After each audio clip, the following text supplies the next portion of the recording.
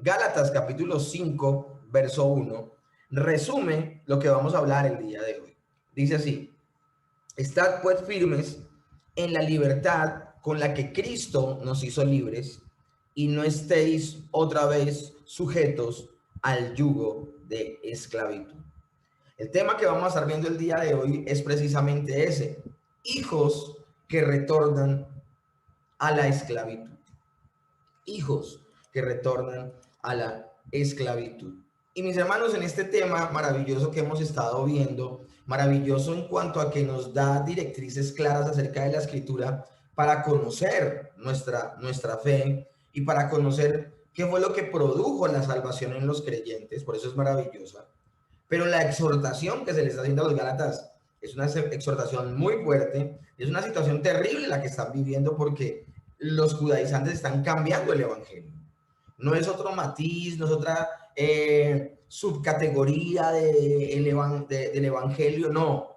Cuando al evangelio se le añade o se le quita, en ese mismo momento el evangelio deja de ser evangelio y no puede ese falso evangelio producir verdaderas conversiones. Entonces es peligrosísimo cualquiera de esos elementos que se quieren meter y adicionarle a la obra de Cristo, o quitarle, restarle a la obra de Cristo. Por eso una pregunta que nos vamos a hacer al día de hoy respecto al cristianismo versus el legalismo es la siguiente. Hemos estado hablando nosotros acerca de cuál fue nuestra relación con la ley antes de ser creyentes, y la relación que tenemos ahora con la ley, con la palabra de Dios, con la escritura, después de ser creyentes.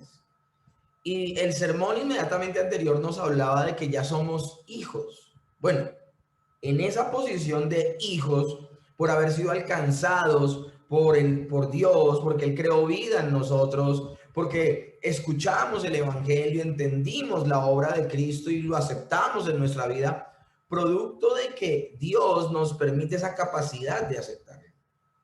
Ahora, ¿qué? Entonces, ¿qué debemos hacer? Sería una buena pregunta. Y esta pregunta va a ser la que responderemos durante todo el sermón. ¿Qué debo hacer entonces de aquí en adelante? Ya que soy cristiano, ya que soy creyente, ¿qué debo hacer de aquí en adelante? No fue por lo que hice que soy cristiano. No fue por portarme bien, no fue por guardar estrictamente la ley que soy aceptado en el Señor, soy acepto en el amado.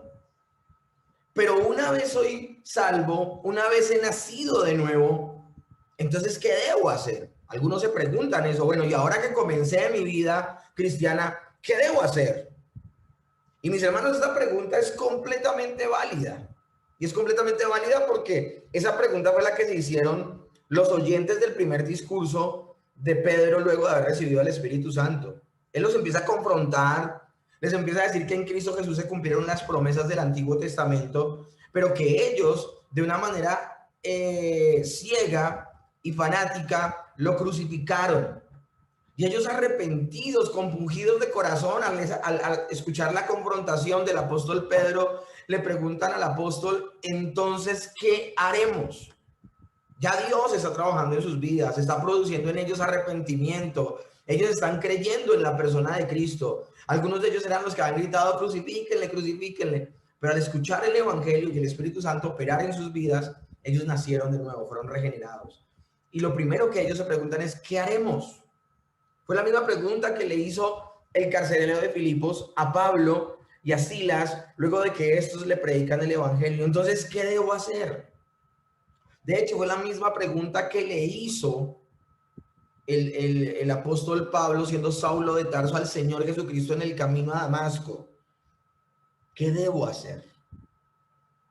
El mismo joven rico, aunque en su deseo insano de que el Señor le dé respuestas, y él pues lo que busca sencillamente es autojustificarse y decir que ya todo ha cumplido, él precisamente le pregunta eso al Señor, le dice: ¿qué debo hacer para heredar la vida eterna? Obviamente, en esa pregunta, que es una pregunta completamente direccionada en un momento distinto, tanto los que responden al discurso de Pedro o el carcelero de Filipo o el mismo Saulo son personas regeneradas que al ver el cambio en sus vidas, ellos saben que le tienen que dar un curso distinto a su vida y por eso dicen qué debemos hacer.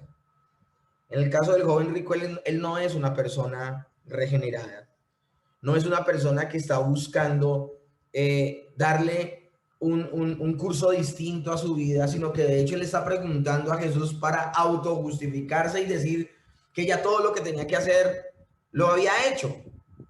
Ante esa misma pregunta que el Señor le hace que le hace él al Señor, ¿qué debo hacer? El Señor le dice, una cosa te hace falta, porque él dice, guarda la ley, guarda los mandamientos, dice, ya todos los he guardado desde mi juventud.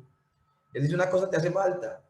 Y lo que le hacía falta, él no lo quiso dejar. Ahora, no lo quiso dejar no porque no se le hubiera pegado la gana, sino porque no era posible que lo dejara. Porque si el joven rico, si era cierto que él había guardado toda la ley y solo le faltaba una cosa, si él guardaba esa sola cosa que le dice el Señor, él se hubiera salvado por obras, porque hubiese sido completamente capaz de agradar perfectamente a Dios.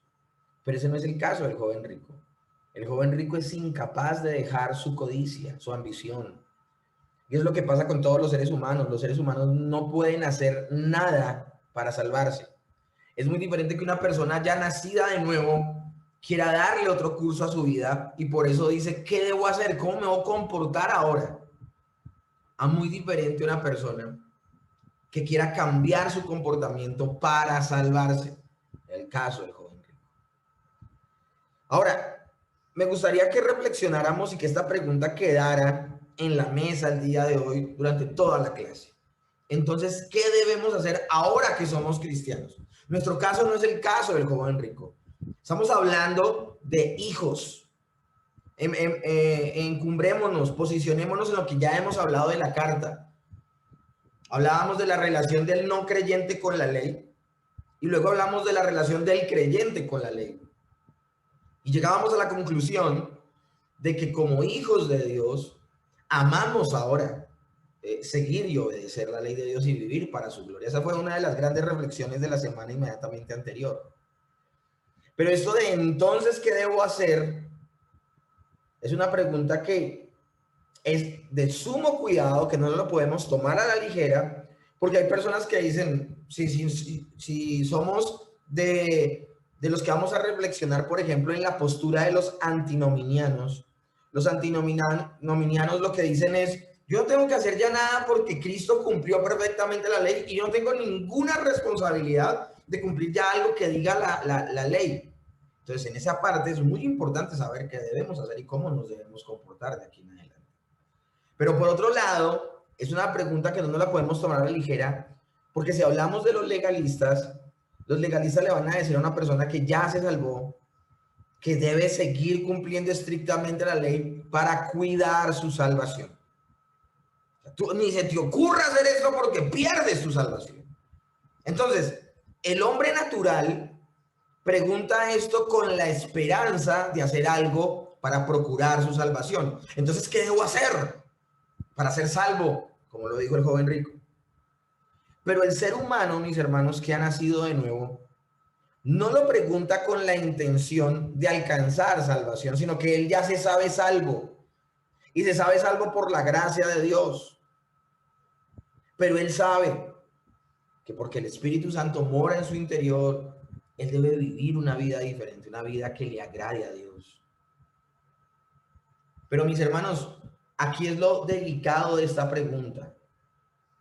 Lo delicado de esta pregunta, alejándonos del legalismo y alejándonos del antinomianismo, alejándonos de aquellas personas que quieren por el cumplimiento estricto de la ley salvarse, o aquellos que dicen que ya en Jesús se cumplió completamente la ley y que por esa razón ya ellos no tienen ninguna responsabilidad ni ninguna obligación de guardar ni siquiera la ley moral, alejándonos de esos dos excesos.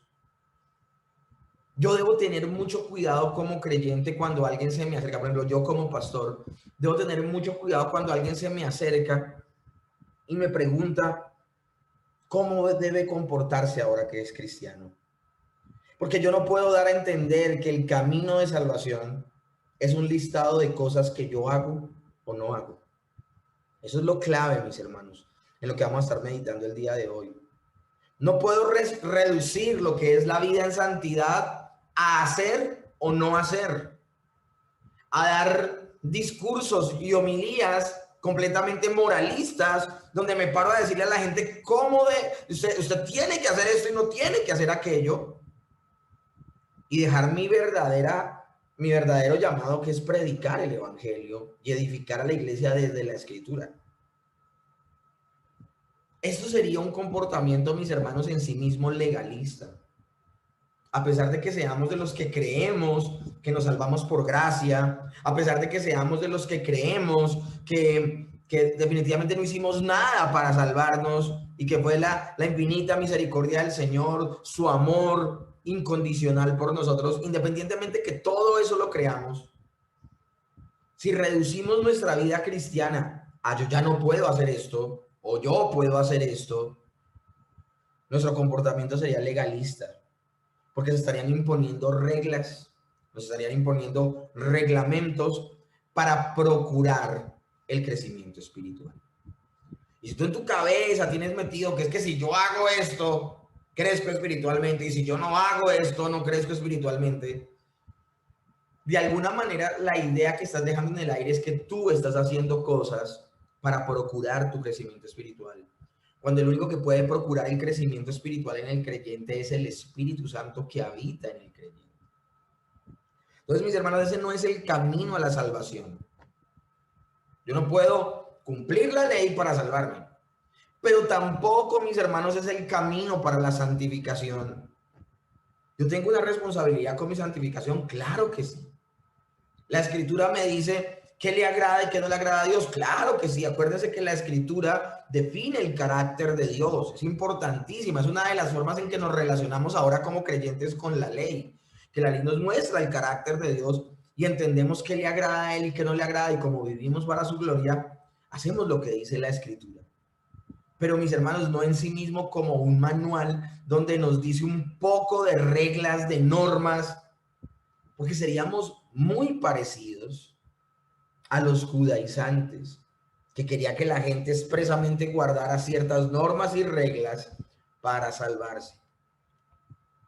Entonces, mis hermanos, hoy vamos a meditar, el día de hoy vamos a meditar en la torpeza de acudir a la ley para la salvación. Eso es lo que vamos a ver, mis hermanos, la torpeza de acudir a la ley para la salvación. Ahora ustedes dirán, pero eso ya lo vimos. Y sí es cierto, mis hermanos. Pero es que la cuestión es esta. Pablo recapitula lo que ya dijo en el capítulo 3 y lo organiza de la siguiente forma en los primeros versos del capítulo 4. O sea, lo que vamos a ver el día de hoy es una recapitulación de lo que ya explicó el apóstol Pablo. Ahora no dice, ¿por qué ese énfasis? Porque esa repetición de la repetidera. Uno, mis hermanos, porque como creyentes llenos del Espíritu Santo, pero que vivimos en un mundo caído, podemos vernos tentados a olvidar estas verdades tan importantes. Una es esa razón. Y dos, porque él lo va a mostrar de una forma diferente. Esta recapitulación no va a ser estrictamente igual en la forma en que la va a presentar, sino que la va a presentar en tres bloques muy importantes que vamos a ver en los próximos 11 versículos el día de hoy. Gálatas capítulo 4 del verso 1 al 11 va a tener estos tres bloques. Primero, el apóstol Pablo mostrará la condición en que se encontraban los judíos en el antiguo pacto, que era una condición de esclavitud, y la condición que ahora tienen en el nuevo pacto de ser hechos hijos de Dios. Por otro lado, vamos a mostrar el estado de los gentiles, que era un estado igual que el de los judíos, donde estaban en esclavitud, a pesar de que no conocían la ley de Dios. La ley de Dios volvía esclavos a los judíos, pero los gentiles no tenían la ley de Dios, pero sí la tenían grabada en sus corazones y también eran esclavos. Pero en el momento en que les brilla la luz del evangelio y les brilla Cristo y los alcanza Dios, ellos se vuelven hijos de Dios. Entonces son iguales. Vamos a explicar cada uno de esos dos momentos cronológicos. Pero también lo que nos va a relatar hoy hasta el verso 11 el apóstol Pablo, nos va a hablar que los gentiles que ahora son hijos, al volverse a la ley y poner su confianza en ella para salvación, antes que expresar su libertad como hijos, los devuelve a la esclavitud que experimentaron en su paganismo. Eso era lo grave que estaban haciendo los Gálatas. Los Gálatas, recordemos que es una iglesia que es enteramente gentil. En ella no hay judíos, es enteramente gentil. Y esa iglesia es una iglesia del Señor. Y allí hay verdaderos creyentes, porque se predicó el evangelio de manera potente y maravillosa por el apóstol Pablo. Pero ellos están cayendo en un error terrible, están cayendo en un comportamiento tan torpe, que es que el Señor los libra de su paganismo. Y ahora ellos van a resultar practicando el judaísmo. Y ustedes dirán, no, es que el judaísmo es muy diferente al paganismo. Yo les pregunto, ¿sí? ¿Es diferente? ¿No será igual por la forma en que lo practican los judíos? Donde ellos creen que por practicarlo al pie de la letra, ellos mismos en su supuesta perfecta obediencia se conducirán a sí mismos a la salvación. Eso no es lo que hacen todas las religiones paganas. Todas las religiones paganas no le muestran a la gente el 1, 2 y 3 de salvarse, de sigue todas estas normas, sigue todas estas reglas y te salvarás. Bueno, ese es el tema que vamos a ver el día de hoy, mis hermanos. Entonces vamos a ir son 3 bloques. Vamos a ir al primero de esos 3 bloques. La esclavitud en el Antiguo Testamento de los judíos y la libertad que ellos hallaron en Cristo. Lo primero que vamos a ver. Y Gálatas, capítulo 4, verso 1 al 2 dice: lo que quiero decir es esto, dice Pablo. Mientras el hijo es menor de edad, es igual que cualquier esclavo de la familia y depende de las personas que lo cuidan y le enseñan, hasta el día en que su padre le entrega sus propiedades y lo hace dueño de todo. Esta es la versión del lenguaje o traducción del lenguaje actual.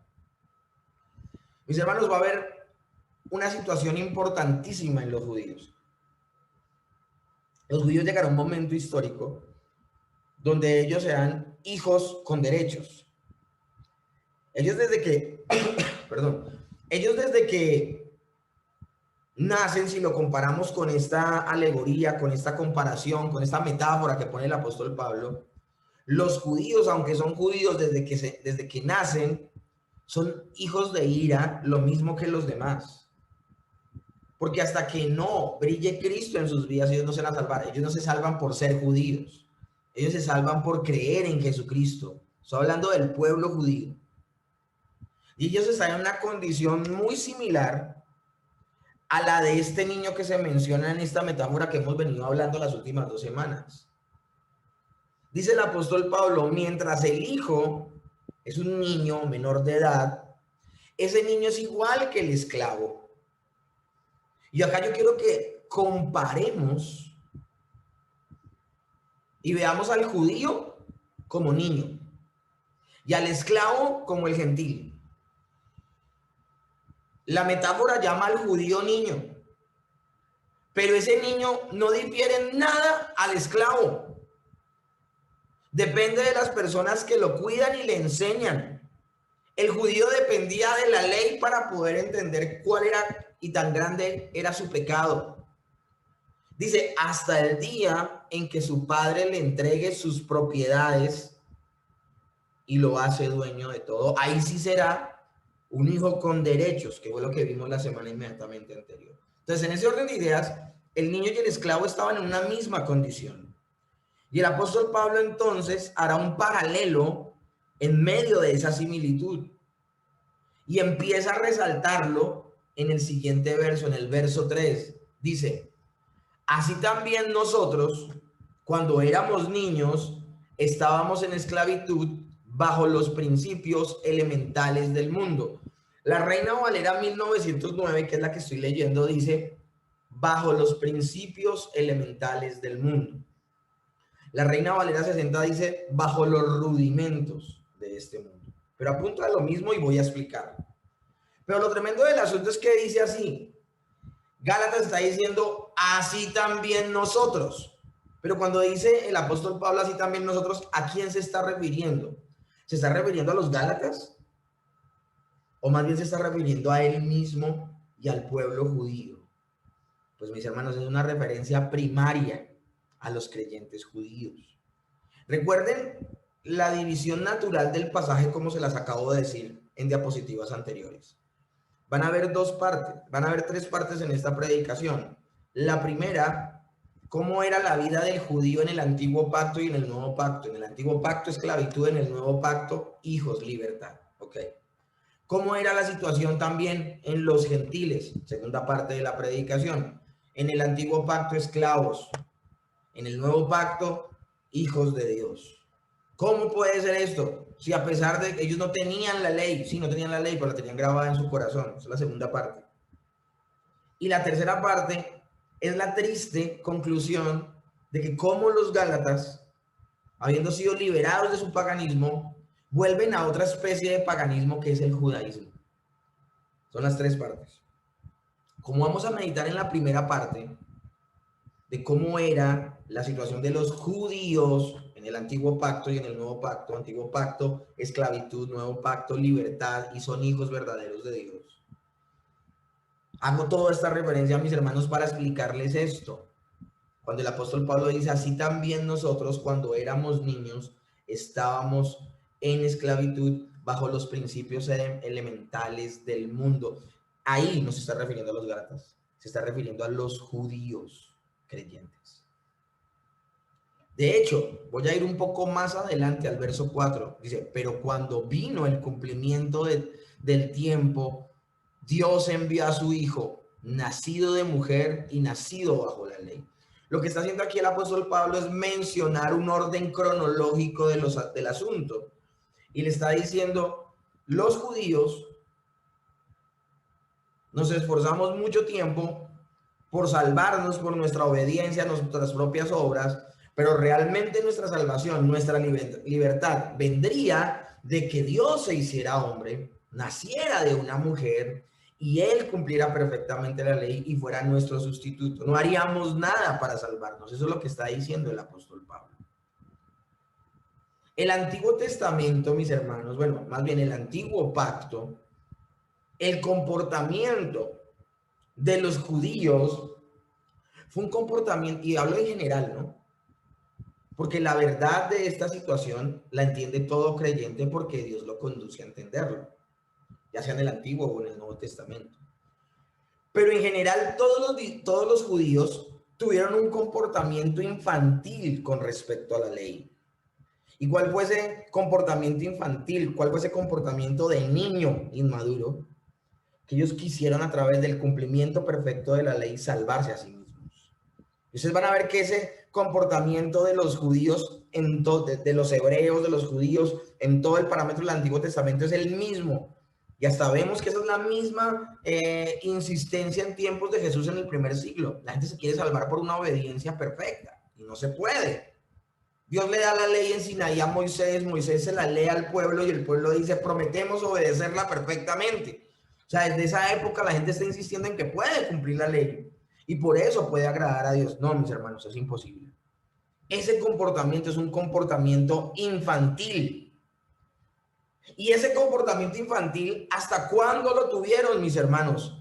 Pero cuando vino el cumplimiento del tiempo, Dios envió a su Hijo, nacido de mujer y nacido bajo la ley.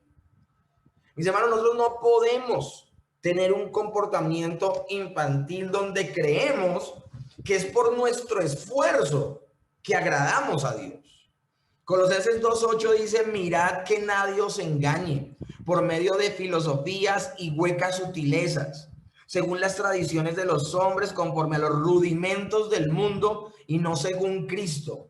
Y ese término se va a volver importante en el sermón de hoy. Gálatas 4:3 dice, estábamos en esclavitud bajo los principios elementales del mundo. Reina Valera 60 dice, estábamos en esclavitud bajo los rudimentos de este mundo. ¿A qué se refiere el apóstol Pablo cuando habla de rudimentos de este mundo? Cuando habla de principios elementales de este mundo. Bueno, sigamos con Colosenses y nos vamos a dar cuenta, eso lo leímos la semana inmediatamente anterior. Colosenses 2:20 al 23 dice, pues si habéis muerto con Cristo en cuanto a los rudimentos del mundo, Porque como si vivieseis en el mundo, os sometéis a preceptos tales como no manejes, ni gustes, ni toques, en conformidad a mandamientos y doctrinas de hombres, cosas que todas se destruyen con el uso. Tales cosas, a la verdad, tienen cierta reputación de sabiduría en culto voluntario, en humildad y en duro trato del cuerpo, pero no tienen valor alguno contra los apetitos de la carne. ¿Qué son los rudimentos del mundo? Los rudimentos del mundo, y es importante que lo tengas claro porque en Gálatas está diciendo que cuando éramos, dicen el apóstol Pablo desde su postura judía, él decía, mira, yo como judío creía, o sea, mi esclavitud ¿en qué radicaba? Radicaba en que yo creía que cumpliendo estrictamente la ley y guardándome de cosas y teniendo una dieta especial y teniendo una forma especial de vestir y teniendo una forma especial de comportarme ante la sociedad, toda esa serie de normas, toda esa serie de reglas era lo que me salvaba. Ahora, fue algo frustrante para muchos judíos porque no podían cumplir perfectamente toda esa serie de normas. Y en lugar algunos de humillarse delante de Dios y reconocer que no podían, lo que hicieron fue hasta torcer la misma escritura para a la brava poder obedecer perfectamente esas normas. Palabras más, palabras menos, el judaísmo con su comportamiento se terminó convirtiendo en otra religión pagana. Las religiones paganas, ¿qué buscan, mis hermanos? Las religiones paganas lo único que buscan es darle normas a las personas a través de las cuales supuestamente pueden agradar a Dios. Cuando el fuerte del cristianismo, mis hermanos, es que la persona reconozca que no puede hacer nada para salvarse. Ese es el punto, mis hermanos. Alguien podría decir, pero lo que estás diciendo es salido de los cabellos. O sea, lo que estás diciendo es una declaración muy fuerte. ¿Cómo que ellos se convirtieron en una religión pagana más? Si fue Dios el que les dijo que cumplieran todas esas normas, fue Dios el que les dio esa dieta para comer, fue Dios el que les dio la circuncisión para que fueran especiales, fue Dios el que les dio todas esas fiestas.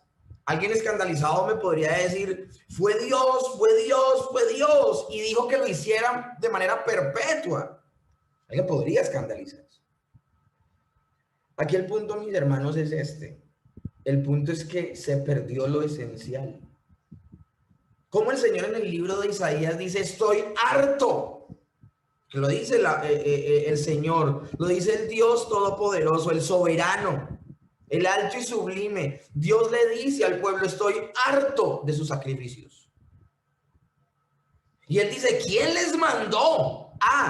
Y les va a decir, ¿quién les mandó a ofrendar? Alguien podría decir, pues Dios mismo les mandó. Entonces, ¿qué Dios está contradiciendo? No. Lo que pasa es que la gente estaba haciendo todo lo que decía la Biblia, pues no lo estaba haciendo de corazón. Ustedes pueden creer que en el momento de sacrificar al cordero, el oferente era el que le cortaba el cuello. Sencillamente el sacerdote tomaba el animal muerto y esparcía la sangre. Y bueno, ya el trato con la víctima era del sacerdote. Pero quien presentaba la ofrenda y le cortaba el cuello era el oferente, el que lo daba. O sea que esa persona que ofrecía el sacrificio sentía cómo se le salía la vida a ese animal inocente y estaba muriendo no por los pecados de ese animal estaba muriendo por los pecados de otro. El inocente estaba muriendo por el culpable. Y ustedes pueden creer que hay personas que hacían eso de deporte. Sí, ya la paloma y como quebrándole el cuello a una gallina para el sancocho. Terrible, mis hermanos. Y cuando se empezó a practicar de esa manera las leyes que Dios le había dado al pueblo judío, el judaísmo se convirtió sencillamente en una religión pagana más. Así el Señor se los haya mandado, así el Señor se los haya dicho. Eso es lo que está diciendo el apóstol Pablo. Alguien se levanta y dice, bueno, ahí está Gálatas. bajo los viejos rudimentos del mundo. Y son los judíos, mis hermanos, en principio. Pero sigue diciendo el texto. Pero cuando vino el cumplimiento del tiempo, Dios envió a su Hijo, nacido de mujer bajo la ley, para que redimiese a los que estaban bajo la ley, a fin de que recibiesen la adopción de hijos. Y por cuanto sois hijos, Dios envió a vuestros corazones el espíritu del Hijo, por el cual claman Abba Padre. Así que ya no eres esclavo, sino hijo, y si hijo, también heredero de Dios por medio de Cristo. Lo tremendo de aquí, mis hermanos, es esta palabra, pero cuando vino el cumplimiento del tiempo. Y eso lo que está dejando ver es que el antiguo pacto era temporal. Había temporalidad en el antiguo pacto. O sea, hay gente que quiere vivir bajo los mismos estrictos estándares del Antiguo Testamento, no está entendiendo nada acerca de las Escrituras. La Biblia habla del antiguo pacto y habla del nuevo pacto. El libro de Hebreos dice que si había lugar para un nuevo pacto, era porque el antiguo estaba mandado a recoger. Estaba pronto a fenecer. Entonces, cuando dice el apóstol Pablo, pero cuando vino el cumplimiento del tiempo, está hablando de temporalidad del antiguo pacto. Pero también está hablando de otra cosa, está hablando de un clímax. Está hablando de que se dará fin a la forma de moverse en el antiguo pacto de Dios, pero también está hablando de que finalmente llegará lo que se ha esperado durante todos los tiempos, desde que Adán y Eva pecaron, y desde que Adán y Eva, el Señor les promete que vendrá uno de la mujer. Ese clímax es el Señor Jesucristo. Cuando Dios se hace hombre y habita en medio de los hombres.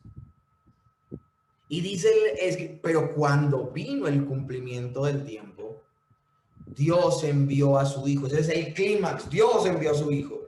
Y dice, nacido de mujer y nacido bajo la ley. Ahí comienza el ministerio de humillación del Señor.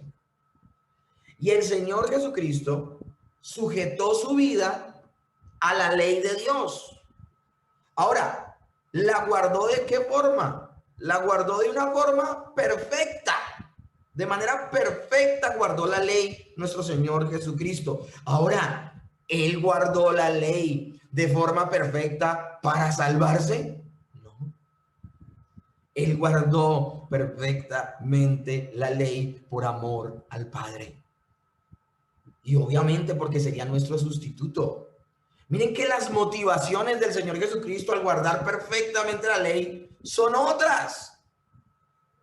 Él no necesita salvarse. Él es Dios. Él nunca ha pecado. La muerte no lo alcanzará. De hecho, Él en la cruz muere porque entregó la vida y porque la vuelve a tomar después. Pero técnicamente el Señor Jesús no podía morir porque Él no había pecado y solo mueren los que han pecado. Y lo tremendo del asunto es que el Señor no solo vive de manera perfecta, sino que ofrece un sacrificio perfecto y por ese sacrificio perfecto redime a los que son del Señor y los salva. Es por la redención del Hijo que nosotros somos salvos. El Hijo de Dios se hizo hombre para que los hombres pudieran hacerse hijos de Dios. Eso es impresionante, mis hermanos. Y por la obra perfecta del Señor Jesucristo, esa obra que dice el verso 5, para que redimiese a los que estaban bajo la ley, a fin de que recibiésemos la adopción de hijos, es en la persona del Señor Jesucristo que somos aceptos en el amado. Y dejamos de ser enemigos de Dios para ser hijos de Dios. Ya lo vimos semanas inmediatamente anterior. Y la Escritura dice, y por cuanto sois hijos de Dios, envió a vuestros corazones el espíritu de su Hijo, el cual clama Abba Padre. Es, mis hermanos, por la obra del Señor Jesucristo y por el Espíritu Santo que habita en el interior del creyente, que el creyente tiene comunión con Dios, comunión íntima con Dios. Y dice, así que ya no eres esclavo, sino hijo, y si hijo también heredero de Dios por medio de Cristo. Es decir, ese hijo que no difería nada entre el esclavo, no tenía derechos, no tenía nada, era igual que un esclavo, al crecer ya tiene los derechos de hijo. Eso pasó con los judíos. Esos judíos que han estado confinados por mucho tiempo a confiar en su obediencia para salvarse, les brilla el evangelio, les brilla Cristo, tienen vida eterna. Entienden que hubo uno que cumplió perfectamente la ley que ellos no podían cumplir y ofreció el perfecto sacrificio que ellos no podían ofrecer. Y por esa fe se convierten en hijos de Dios, porque ellos ya entienden que son hijos de Dios no por su nacionalidad, no por su etnia, no por haber nacido israelitas, sino que son hijos de la fe, producto de que han confiado plenamente al Señor Jesucristo. El Señor los redime, los hace hijos de Dios y tienen comunión con Dios. Todo eso está sucediendo. Esa es la gran diferencia entre el antiguo pacto y el nuevo pacto en la vida de los judíos. Pero ahora veámoslo, mis hermanos, de una manera más espectacular. Los judíos no son esclavos. Y dice la Escritura, en los últimos versos de Gálatas 4, que estamos leyendo el día de hoy, y si hijos también herederos, herederos de Dios y coherederos con Cristo. Tienen todos los derechos plenos de hijo, ya no son niños. Tienen todos los derechos plenos de hijos. Pero la segunda parte, mis hermanos, ya vimos la primera parte entonces del sermón.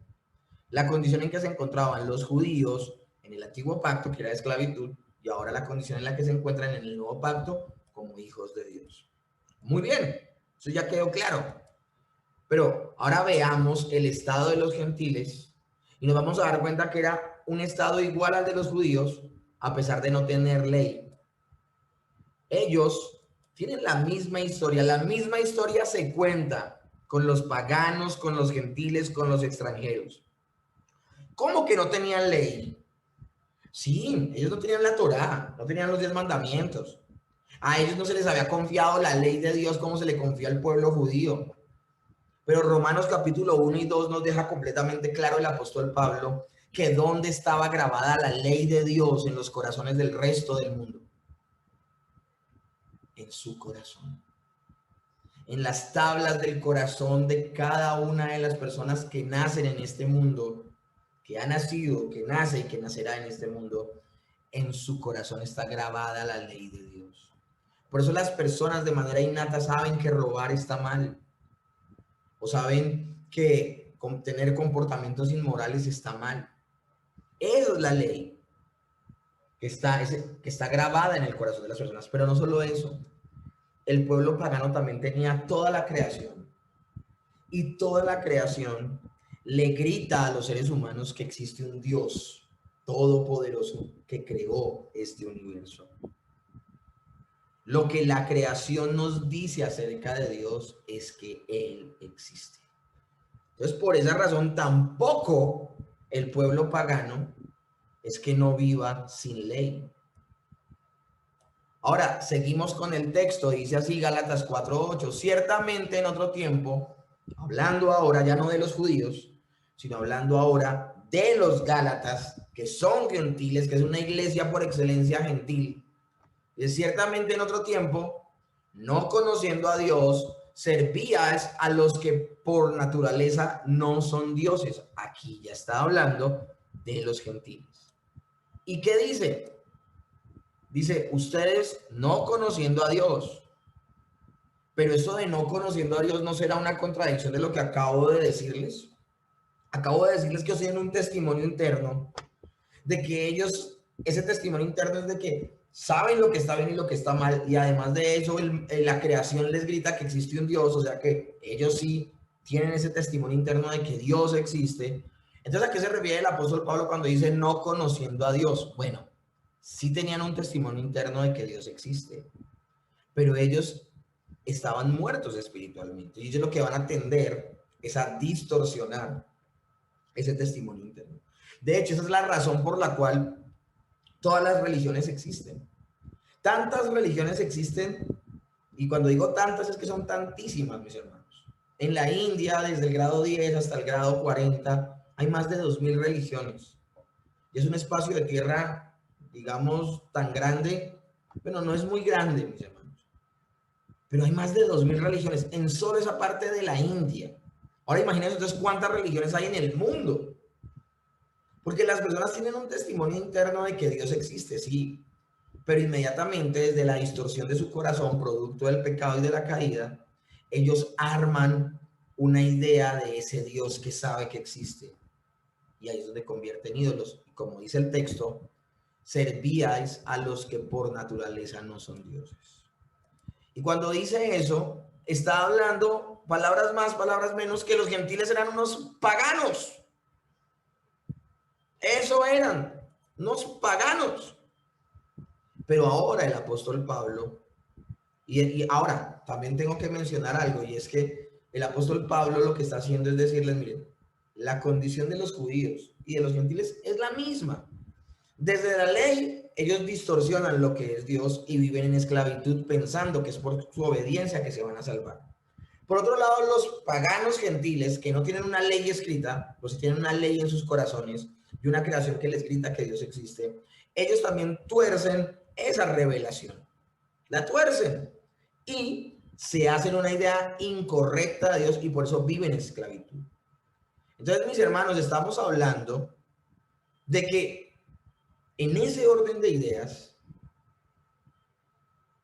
ni los gentiles ni los judíos están en una mejor condición, pero el Señor Jesucristo ha estado salvando gentiles y judíos por igual. En el caso de los Gálatas, ellos están haciendo algo terrible, mis hermanos. Y acá yo quiero ya entrar en el tercer punto del sermón de hoy. Los gentiles que ahora son hijos, al volverse a la ley y poner su confianza en ella para salvación, antes que expresar su libertad como hijos, los devuelve a la esclavitud que experimentaron en un principio en su paganismo. Llegan los judaizantes y le dicen a los gentiles, miren, si ustedes en verdad son salvos, ustedes van a empezar a guardar la ley. Y van a cuidarse de cómo se visten, de lo que comen, se van a circuncidar. Y les van a empezar a dar un poco de normas y de reglas. ¿Y qué hacen los Gálatas? Los Gálatas le hacen caso, mis hermanos. Y al hacer caso, los Gálatas a los judaizantes, antes de que ellos con ese comportamiento expresen su libertad, lo que están cayendo es nuevamente en esclavitud. A una esclavitud muy similar a la del paganismo del cual recién habían salido. Y este comportamiento, mis hermanos, en los Gálatas es inadmisible. No pintemos esto de una manera que no es. No le demos colores que no tiene. Si a ti alguien te llega y te dice que usted es verdadero cristiano, si de verdad usted ha nacido de nuevo, usted tiene que ponerse un kipá. Usted tiene que guardar de esta manera el día de reposo. Usted tiene que dejar de comer esos alimentos y tiene que cortarse la carne. Esa persona está completamente desvirtuando lo que dice la escritura, mis hermanos, porque el evangelio no se reduce a una lista de cosas que tú haces o no haces. Y sigue diciendo el verso, mas ahora conociendo a Dios, o más bien siendo conocidos por Dios, ¿cómo es que os volvéis de nuevo a los débiles y pobres rudimentos a los cuales os queréis volver a esclavizar? Pablo no puede salir del asombro. Los acaban de liberar, el Señor Jesucristo los acaba de libertar del paganismo. Y ahora ustedes quieren caer en otra clase de paganismo que es el que practican los judaizantes. Ahora, esto de más ahora, lo que se refiere el apóstol Pablo es que ellos ya están en libertad. Ellos ya no son esclavos. Y cuando dice conociendo a Dios, se refiere, mis hermanos, a que tenemos intimidad. Acabamos de leer un texto donde dice que porque el Señor Jesucristo nos redimió, nos han entregado el Espíritu Santo, y por el Espíritu Santo es que podemos llamar a Dios Abba Padre. Es decir, una persona que ha nacido de nuevo tiene comunión con Dios y conoce a Dios. Pero lo tremendo del asunto es el énfasis que pone el apóstol Pablo diciendo, o más bien siendo conocidos por Dios. Porque el apóstol Pablo sí les dice, ustedes Gálatas fueron liberados de la esclavitud. El Señor, por la redención en el Señor Jesucristo, los ha hecho hijos de Dios. Y por ser hijos de Dios, se les ha concedido el Espíritu Santo. Y por tener el Espíritu Santo, ustedes pueden clamar, Abba Padre, pueden tener comunión íntima con Dios. Pero recuerden, mis hermanos Gálatas, que ustedes tienen todo esto no por su capacidad. Cuando dice, o más bien, siendo conocidos por Dios, significa que ellos han sido alcanzados por la salvación, no porque ellos creyeron, sino porque desde antes de la fundación del mundo Dios los conoció. Romanos 8 dice, a los que antes conoció, a estos predestinó, y a los que predestinó, a estos llamó, y a los que llamó, a estos justificó, y a los que justificó, a estos glorificó. Entonces el apóstol Pablo lo que está haciendo es, miren lo que ustedes son ahora hijos, pero si lo son, no son por su propia capacidad, que sería una contradicción. Está diciendo que ser esclavo es que confíe en mi capacidad para agradar a Dios. Pero es que no es mi capacidad la que me llevó a conocer a Dios, y mucho menos ser escogido por Él, y mucho menos mi obediencia fue la que me llevó a descrestar a Dios. No, aún siendo pecadores, Cristo murió por nosotros, dice la Escritura. Entonces, ¿cómo fuimos conocidos por Dios? En amor, habiéndonos predestinado para ser adoptados hijos suyos por medio de Jesucristo, según el puro afecto de su voluntad. Según el puro afecto de su voluntad, mis hermanos. Entonces, mis hermanos, no ha sido por mérito. Y si no ha sido por mérito, entonces, ¿por qué le van a creer a los judaizantes? Si no ha sido nunca por mérito, ¿por qué le van a creer a los judaizantes? Después de todo esto, ¿terminarán otra vez en esclavitud? Esa es la pregunta que hace asombrosa el apóstol Pablo, confrontándole como, ¿a qué juegan? ¿A qué juegan? No fue la serie de normas la que los llevó a salvarse, y ahora le están copiando a los judaizantes que tienen que hacer un poco de normas para agradar a Dios. ¿Cómo os volvéis de nuevo? Ahora, ¿cómo así que cómo os volvéis de nuevo? ¿A qué se refiere el apóstol Pablo con ese cómo es que os volvéis de nuevo? ¿Ellos querían volver a ser paganos? No, para nada. Ellos están pensando en volver a adorar a Diana de los Efesios o adorar a sus dioses paganos. No. Ellos querían volver al judaísmo, pero bueno, ellos no pueden volver al judaísmo porque nunca habían sido judaizantes. ¿Cómo pueden volver a hacer algo si nunca lo fueron? El verso 10 dice, guardáis los días, los meses, los tiempos y los años. Ellos en su paganismo habían pretendido agradar a Dios, pero a sus falsos ídolos. ¿Y cómo los habían pretendido agradar? A través de rigurosos cumplimientos de normas y condiciones. Ahora querían volver a lo mismo, pero desde el judaísmo. Y es un camino desacertado, y por eso es que el apóstol Pablo dice, ¿cómo es que os volvéis de nuevo a los débiles y pobres rudimentos los cuales os queréis volver a esclavizar? Ya sea desde el paganismo o sea desde el judaísmo, están cometiendo un gravísimo error. Y por eso la declaración con la que vamos a cerrar el tema el día de hoy es terrible. Dice, me temo de vosotros que haya trabajado en vano. Mis hermanos, entonces esta pregunta, ¿qué debemos hacer entonces luego de que soy cristiano? Es importante. Vuelvo y repito, el hombre natural pregunta esto con la esperanza de hacer algo para procurar su salvación. Pero el ser humano que ha nacido de nuevo lo pregunta porque sabe que debe tener cierto comportamiento. Pero no puedo dar a entender con la respuesta que, por ejemplo, yo dé como pastor, que el camino de la salvación es un listado de cosas que hago o no hago. No puedo reducir la santidad a hacer o no hacer. Eso sería un comportamiento legalista donde se imponen reglas reglamentos y se procura a través de ellos crecimiento espiritual. Ese, mis hermanos, nunca ha sido el camino de la salvación y menos el camino de la santificación. Estos días me escribía alguien por Facebook y me decía: pastor, nuevamente me han dado muchas ganas de salir a rumbear. Y yo sé que no tengo que hacerlo porque yo soy cristiana. Y yo ya solo con esa respuesta, yo ya caí en cuenta de muchas cosas con esa persona. Esta persona no la definía ser cristiana el tener comunión con Dios, el tener al Espíritu Santo, sino en que en su imaginario, en su mente, en su corazón, ella es cristiana porque no hace cosas que otros hacen. No fuma, no bebe, no sale, no ve ciertos tipos de películas. Eso es lo que lo define como cristiana a ella. Mis hermanos, eso es lo que dice la Escritura. O sea, a ti lo que te define como cristiano es lo que haces o lo que no haces.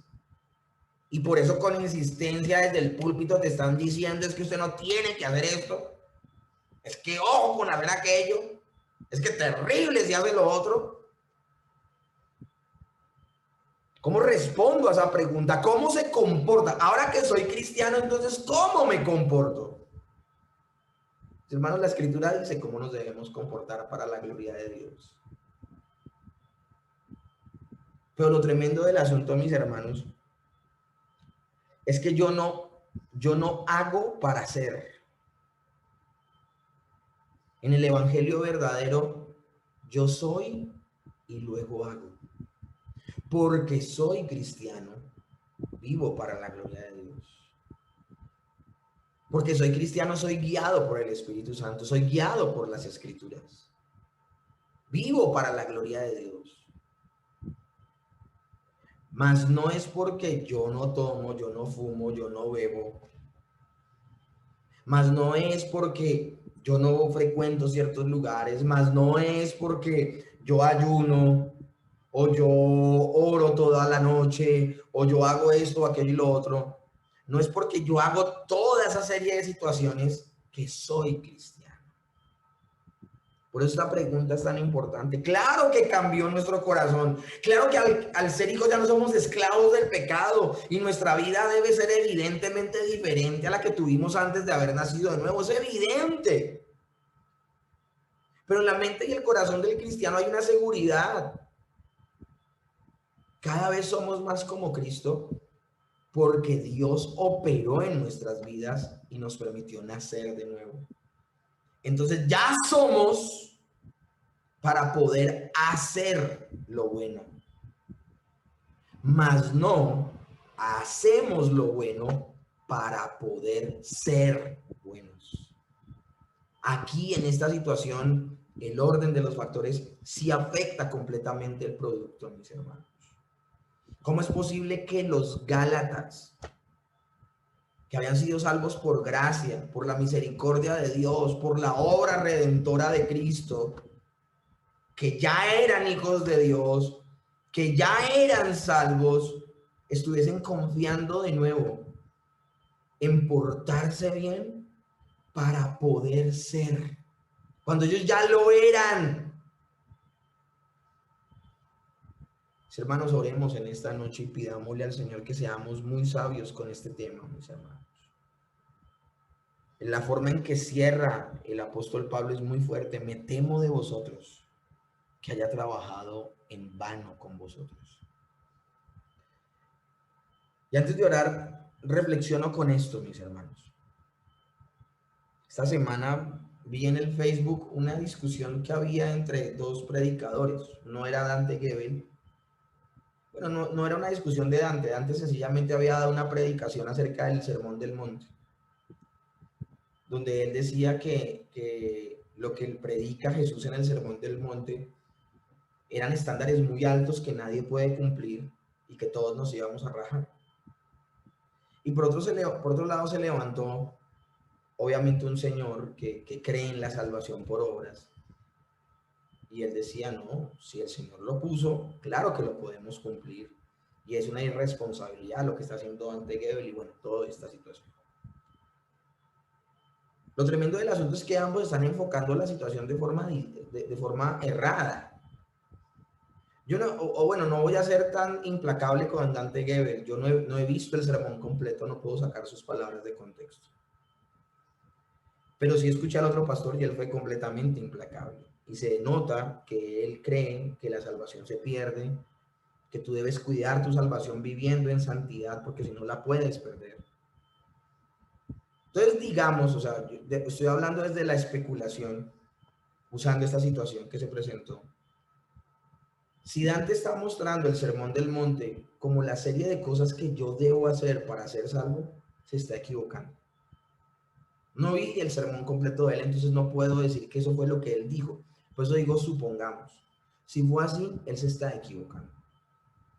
Creo que a donde él estaba llevando la predicación era a decir, como no podemos cumplir, confiemos en Dios. Creo que a eso es que lo estaba llevando. Pero aún en eso, mis hermanos, no se estaría entendiendo plenamente el propósito del Sermón del Monte. El Sermón del Monte es un sermón que está dirigido no a un auditorio incrédulo. El Sermón del Monte es un discurso que el Señor Jesucristo le está dando a los ciudadanos del reino de Dios. Y le está diciendo cómo los ciudadanos del reino de Dios viven para la gloria de Dios. Eso es lo que está sucediendo. Entonces el Sermón del Monte no es un sermón donde te dice qué hacer para hacer, sino que el Sermón del Monte es una enseñanza que le dice a los que ya son cómo deben vivir sencillamente. O sea, si tú eres, esto es lo que harás. Una persona que ha nacido de nuevo no miente. Una persona que ha nacido de nuevo no lastima a su prójimo. Una persona que ha nacido de nuevo no es inmoral. Eso es lo que hace el Sermón del Monte.